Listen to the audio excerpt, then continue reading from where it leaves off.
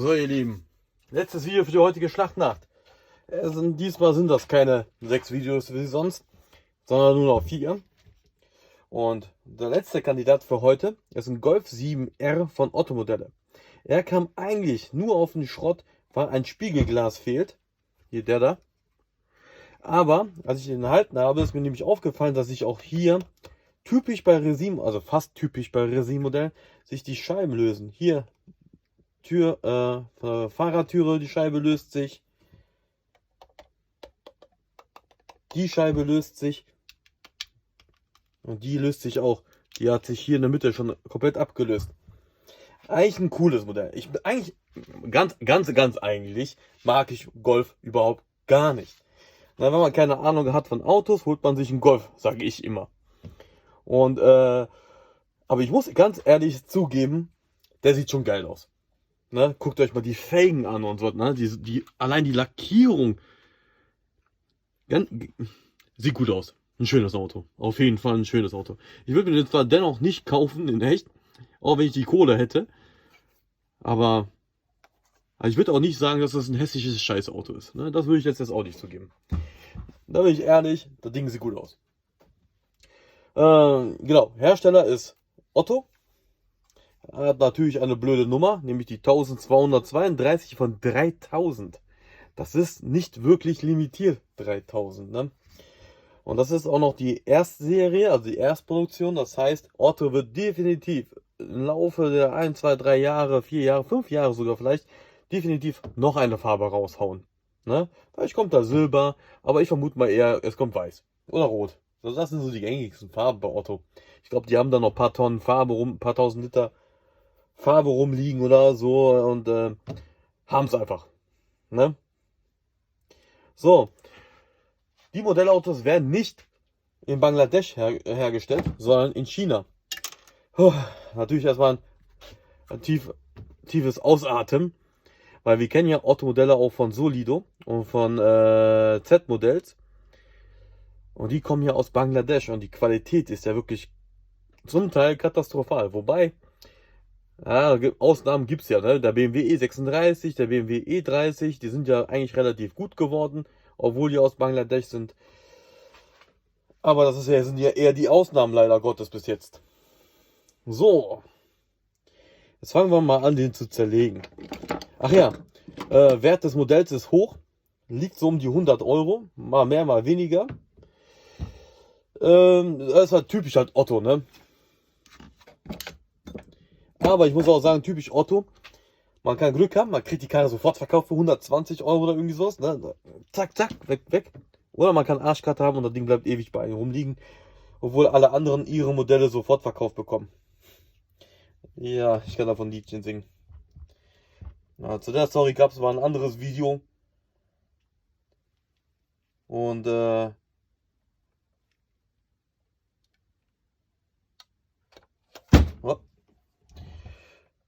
da gab es auch ein Modellauto. Ich glaube, das war der Mercedes 280 SL von Norev. Aber die Leute haben die Dinger für über 300 Euro verkauft, ne? Dann habe ich endlich auch mal einen bekommen. Und wie viel habe ich dafür bekommen? Ja, noch nicht mal ansatzweise so viel. Ja, hier merkt man leider den qualitativen schlechten Kleber, die die Chinesen benutzt haben. Weil normalerweise dürfte eigentlich nicht so schnell die Scheiben abgehen.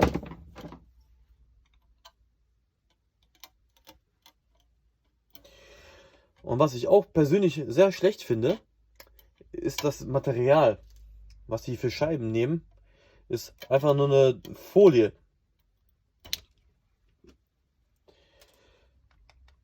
Einige Otto-Modelle, so wie der Renault Aventime zum Beispiel, der hat eine richtige Heckscheibe aus Plastik, so wie die halt von normalen Modellautos kennen. Geht also. Also man kann, guck mal, das ist nicht normal. Ich habe da ja vorher nicht gedrückt, aber das ist nicht normal.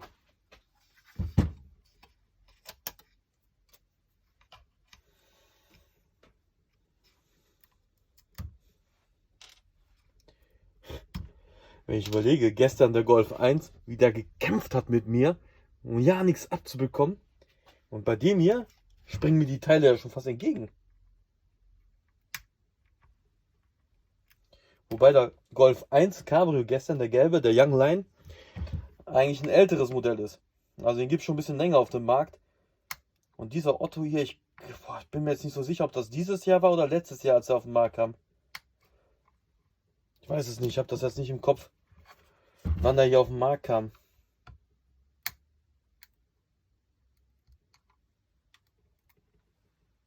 Aber ich meine, er kam dieses Jahr auf den Markt.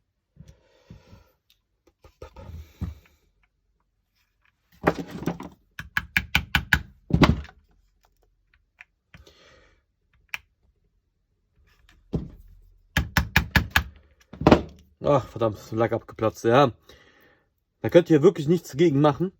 Dass dieses Lack abplatzen passiert natürlich aus dem einen Grund, wenn du auf der einen Seite gegen drückst, dann drückt das gegen das Resin und dann platzt es ab.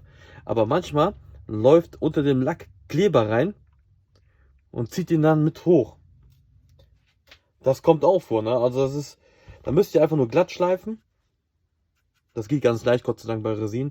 Und dann neu lackieren, dann geht's. Hört sich jetzt gerade kompliziert an, ist aber bei Resin-Modellautos Gott sei Dank gar nicht so schlimm. Ich habe schon unzählige Resin-Modellautos schon neu lackieren lassen. Und das ist eigentlich alles einfach eigentlich. Also einfacher wie Metallmodellautos, sage ich euch ganz ehrlich. Aus dem ganz einfachen Grund, bei Metallmodellautos muss man ja noch Scharniere lösen und so ein Scheiß, ne? Na komm schon. Typisch Otto, ne? Rücklichter ohne Inlets. Die Scheinwerfer immer mit Inlets, die Rücklichter immer ohne Inlets. Inlets, also das hier, da sind ja normalerweise Inlets. Das ist eigentlich so ein Plastikteil, was da reingedrückt wird und dann kommt das Rücklicht drauf. So, die sind normalerweise eigentlich immer aus Plastik und separat. So.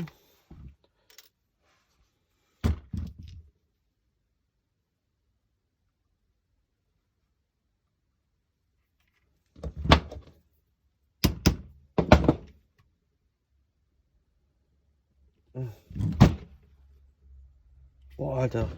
Was ist das denn?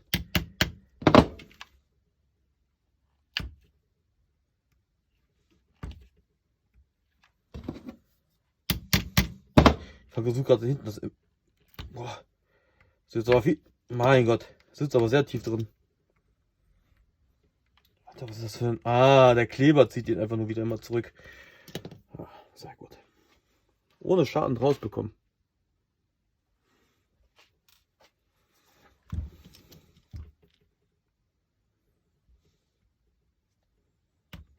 Also wenn Otto will, können sie richtige Heckscheiben machen.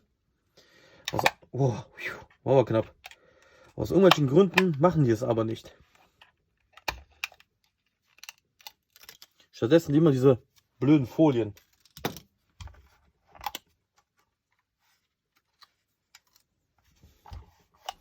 Bevor ihr das Modellauto auseinanderschraubt, versucht so viele Teile wie möglich vorab abzumachen. Das hat einfach einen Grund, weil die können nämlich ganz leicht abbrechen oder sonstiges. Oder ihr verschmutzt die mit Kleber oder was auch immer. Also versucht erstmal, wie gesagt, so viel wie möglich abzuschrauben. Und benutzt dieses Uhrmacherwerkzeug, also dieses Feinwerkzeug wie das hier. Das hilft ungemein. Weil die passen nämlich fast perfekt genau in den Spaltmaßen rein zwischen Karosserie und dem Teil, was ihr ausbauen wollt. Jetzt versuche ich gerade hier ein Spaltmaß zu finden.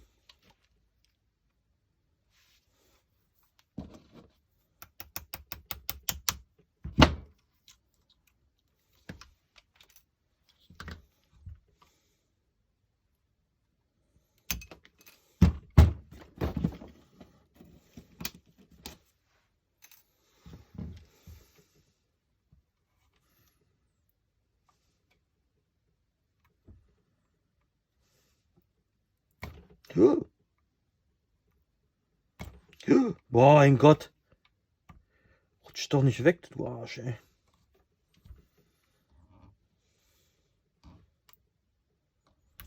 Ich versuche gerade den Grill auszuhebeln. Aber der blöde Kleber. Mein Gott. Der blöde Kleber zieht ihn immer wieder zurück.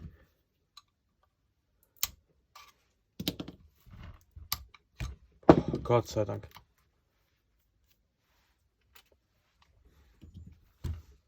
So, jetzt kommt so ein Inlet raus. Das sind Inlets.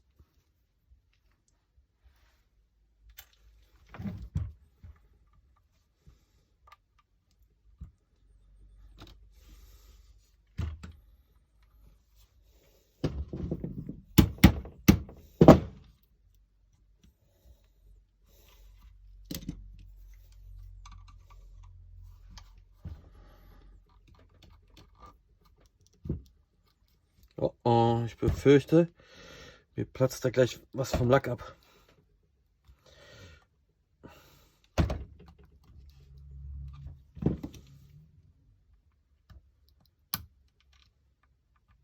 Guck mal, der eine ging ja wie von alleine ab, ne? Und der hier.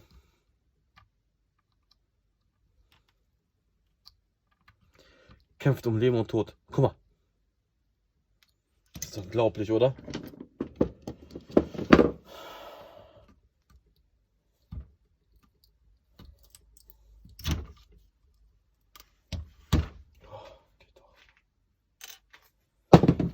So, jetzt haben wir alles ab. Das ist schwarz lackiert, das geht, ja, das ist auch aus Resin, das geht nicht ab. Der Spoiler geht auch nicht ab. Boah, die Reflektoren herauszubekommen, ey, das mache ich jetzt nicht mehr. Guckt euch mal den geilen Auspuff mal an. Guck mal, der Unterboden, ne? Der Unterboden ist echt nicht schlecht geworden, ne? Schön detailliert. Sieht gut aus. Und der Auspuff natürlich ist echt ein Kracher. Aber das größte Highlight bei diesem Modell ist definitiv die Felgen. Weil hier sehe ich gerade einen Verarbeitungsfehler. Hier ist der Übergang zwischen Resin zum Kunststoff. Haben die verkackt. Seht ihr das? Da ist ein Spalt. Gut. Das ist jetzt ein bisschen sehr pingelig von mir. So, ihr müsst den Auspuff abmachen. Weil sonst kommt ihr nicht an die Schraube dran. Da. Schraube. Aber guckt euch mal den Auspuff mal an. Geil, oder? Ja, ich bin eigentlich kein Fan von Golfs, aber der ist schon geil.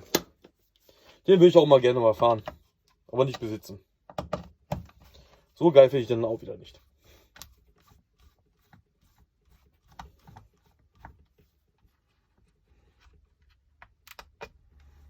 Aber geil. Der ist auf jeden Fall sein Geld wert. Wobei, erstmal abwarten, ob der Bob Gurte hat.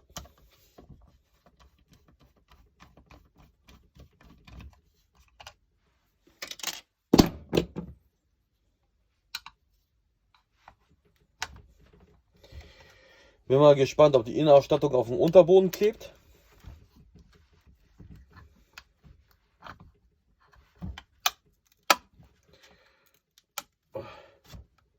Oh, fühlt sich nicht gut an. Hier kommt schon ein Bruch.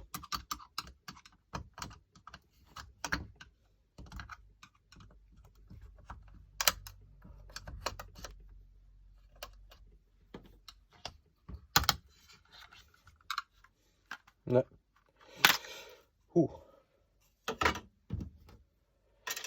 Innenausstattung klebt nicht am Unterboden dran, das ist schon mal ganz gut. Weil es gibt immer noch ein paar Modellautos, besonders bei BOS habt ihr das Problem, dass die Innenausstattung, also die Sitze, auf den Unterboden geklebt werden, aus Kostengründen. Das hat aber Otto bei einem oder anderen Modell aber auch. Boah, aber die Felgen sind geil. Das sind mal geile Felgen. Sehen aus wie Schneidblätter, ne? Von von einem Heckenschneider irgendwie sowas oder Rasenmäher irgendwie sowas. Boah, echt geil. Die Felgen sind schon mega. Ah, ich merke schon. Der Golf gefällt mir zumal besser. Desto weiter ich hier komme mit dem Zerlegen, desto mehr gefällt er mir. Guck mal, wie viel Kleber.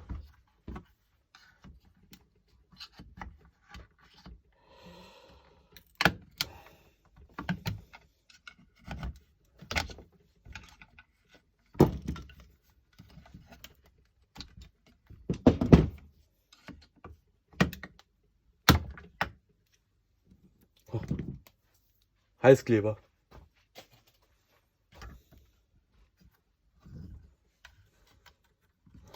Warum die Felgen nicht drehbar sind, erklärt sich hier gerade, weil auch Heißkleber ist. Die werden mit Heißkleber festgemacht.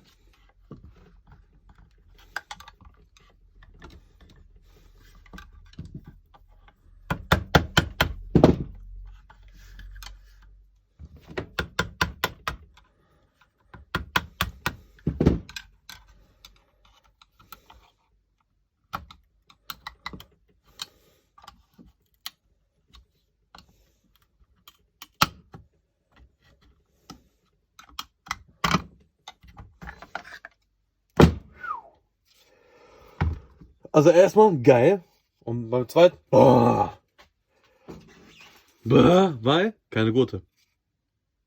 Haben die echt an der Zielgerade verkackt. Auch an den Türverkleidungen sind keine Gurte. Wobei wir mal auch ganz ehrlich sagen müssen, bis auf das kleine R auf den Sitzen, ist das eigentlich eine ziemlich kack Innenausstattung, ne? Irgendwie enttäuscht die mich gerade voll. Der erste Eindruck, für den ersten Blick, so denke ich, boah, geil. Zweite, Wenn man sich das genauer anschaut, eigentlich ziemlich lieblos gemacht. Klar haben die hier auf schöne Details geachtet, wie hier, ne, die Riffel hier und so ein Scheiß, ne? Aber sonst irgendwie so ein bisschen enttäuschend. Also irgendwie enttäuscht mich gerade die Innenausstattung.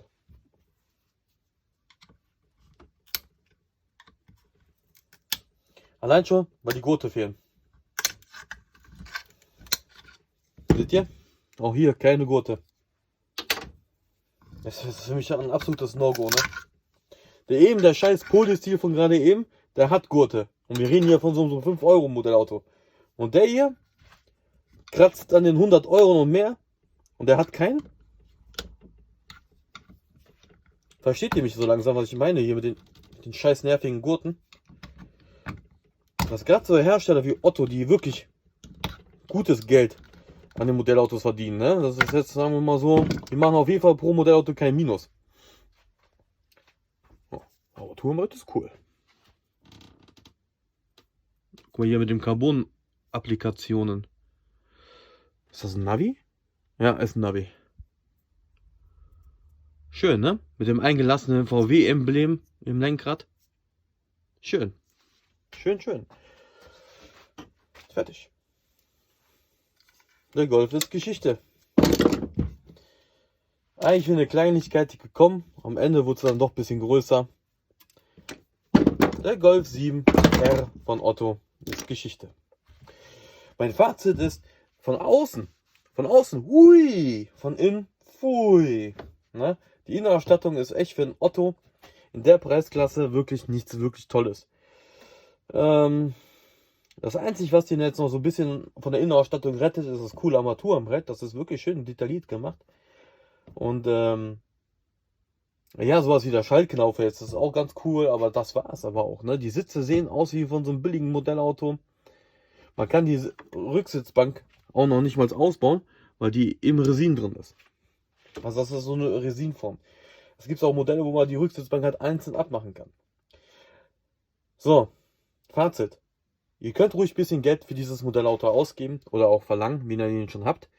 Er ist wirklich cool. Also von außen absolut tippitoppi. Ja, tolles Modell, schön. Von innen ist er aber, müssen wir ehrlich sein, ist er billig gemacht. Ne? Also das geht gar nicht. Das erwarte ich von einem BOS oder irgendwie sowas, ne? Aber nicht in einem Modellauto dieser Preisklasse. Und mit der Perspektive halt noch, dass es sogar noch teurer werden könnte. Ne? Dann ist das einfach definitiv der falsche Qualitätsstandard da. Ja, wohin der Weg noch führt, das kann man nur spekulieren. Wir kennen ja viele Golfmodelle von Otto und die gehen auch schon mal jenseits der 300 € Grenze. Ob man das wirklich zahlen soll, muss selber sich für sich selber entscheiden. Ich persönlich würde keine 300 € dafür ausgeben. Nicht für ein Otto. Wenn man bedenkt, das Ding hat mal 60 € gekostet, dann noch 10 € Versand, 70. Dann 300 dafür zahlen und mehr? Boah, weiß ich nicht. Dann warte ich eher lieber, dass eine neue Farbe auf den Markt kommt. Und dann greife ich da bei der neuen Farbe zu, als dafür 300, 200, 150 € dafür auszugeben. So, das war's. Das war die heutige Schlachtnacht. Und ja, wenn ihr Fragen, Wünsche, Anregungen habt, dann könnt ihr mir die gerne nämlich stellen. Andernfalls würde ich mich echt drüber freuen, wenn ihr mich abonnieren würdet, wenn ihr mich noch nicht abonniert habt. Und ja, bis Sonntagabend, ne? Dann geht's weiter, die Schlachtnacht.